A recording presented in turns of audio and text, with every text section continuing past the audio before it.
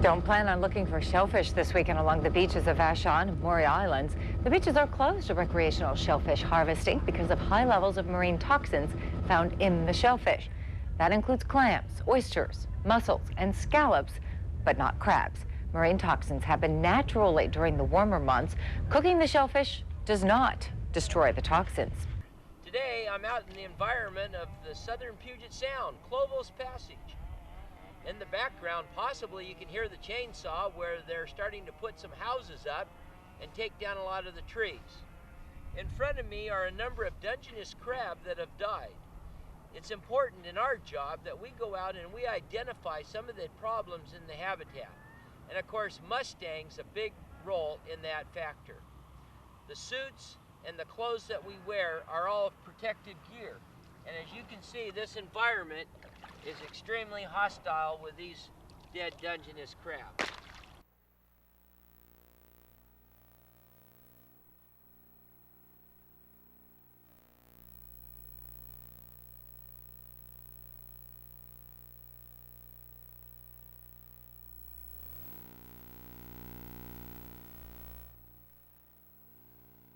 Has reached an agreement with the Port of Tacoma and several companies to clean up contamination in Commencement Bay.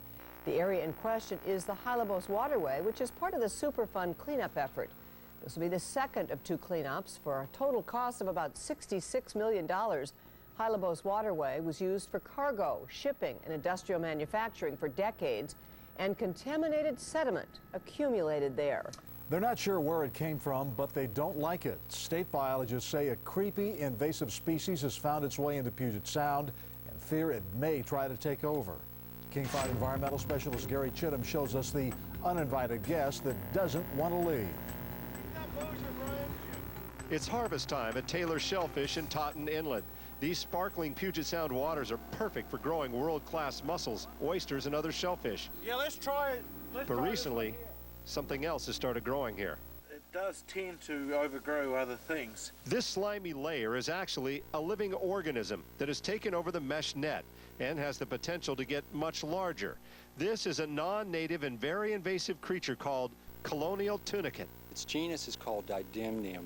On the East Coast, they just discovered a 40 square mile area of Didymnum, and it's predominantly Didymnum, just covering the entire natural substrate. The only difference between... Scott Smith is the state's top expert on non-native invasive aquatic species, and he spent his whole day today in front of a legislative committee warning of their dangers.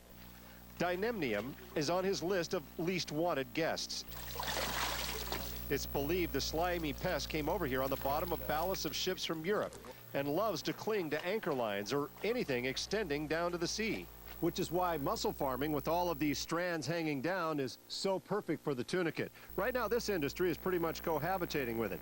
But government biologists are worried if it can start here, what's to stop it from spreading to the rest of the sound? Unless you're a tunicate expert. That's a concern for Gordon King, who hopes the state will listen and prevent others from coming. He suspects it may be too late to stop this one. I think they might be wasting their resources to try and get rid of it at this stage. I mean, I don't want it, but you know, our job is to manage around these things. Near Shelton, Gary Chittum, King 5 News.